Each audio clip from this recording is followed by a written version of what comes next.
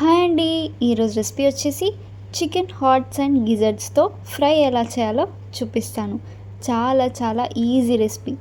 ఎప్పుడైనా ఇలా hots and గిజర్డ్స్తో curry చేసుకోండి, చాలా టేస్టీగా ఉంటుంది. మరి లేట్ చేయకుండా ప్రాసెస్ చూసేద్దామా? ఇక్కడ చూసారు కదా, మాకు ఇలా ప్యాక్ చేసి ఉంటాయి సపరేట్గా హాట్స్ అండ్ గిజర్డ్స్.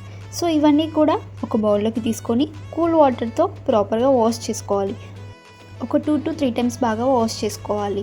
నార్మల్ వాటర్తో వాష్ చేశాక తర్వాత మనం హాట్ వాటర్ని పోసి ఒక 10 మినిట్స్ వరకు అలా ఉంచుకోవాలి. అందులో ఉన్న డర్ట్ కానీ అంతా వెళ్ళిపోతుంది.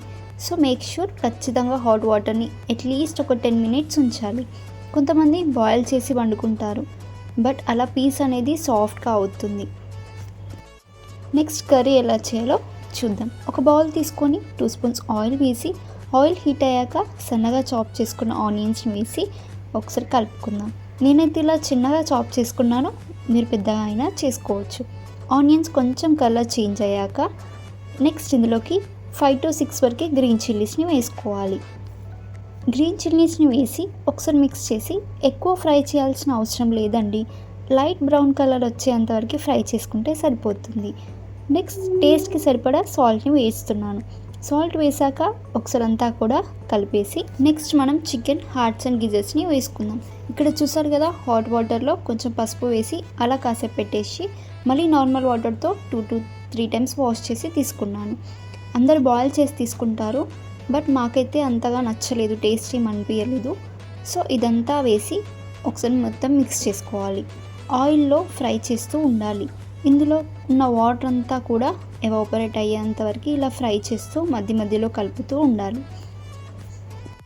నెక్స్ట్ ఇందులోకి 1 స్పూన్ వరకు పసుపుని వేస్తున్నాను. పసుపు ఎక్కువ వేస్తే స్మెల్ రాకుండా ఉంటుంది. సో ఇలా మొత్తం అంతా కలిపేయాలి.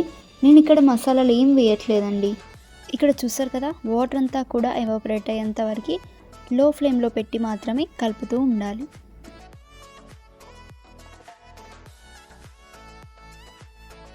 సో ఇక్కడ చూస్తున్నారు కదా, ఇందులో ఉన్న వాటర్ అంతా కూడా ఎవాపరేట్ అయిపోయింది.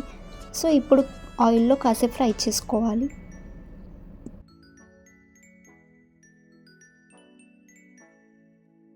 నెక్స్ట్ ఇందులోకి 3 లవంగం 3 యాలకులు వేస్తున్నాను. అలానే 1.5 స్పూన్ వరకు కారంని వేస్తున్నాను. ఇందులో కొద్దిగా చికెన్ మసాలా వేసేసి మొత్తం అంతా కూడా కలిపేసుకోవాలి.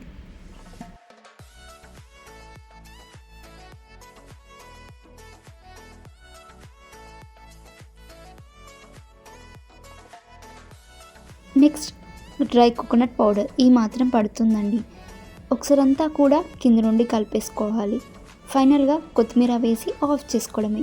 చూసారు కదా, ఎంత సింపుల్ వేలో కర్రీ అయిపోయింది. ఇలా వాటర్ అంతా కూడా ఎవాపరేట్ అయ్యి ఆయిల్లో ఫ్రై అవుతేనే కర్రీ టేస్ట్ అనేది చాలా బాగుంటుంది. అంతే, చాలా సింపుల్ అండ్ ఈజీ ప్రాసెస్లో chicken hearts and gizzards ready. Chapati, rice ఇంకా బగారా రైస్లోకి అయితే చాలా బాగుంటుంది. సో పక్కా మీరు కూడా ఈ రెసిపీని ట్రై చేయండి. మీకు ఈ రెసిపీ నచ్చితే లైక్ చేయండి. అలానే మన ఛానల్ని ఫస్ట్ టైం కనుక ఎవరైనా చూసినట్టు అయితే ప్లీజ్ సబ్స్క్రైబ్ చేసి సపోర్ట్ చేయండి. Thank you for watching.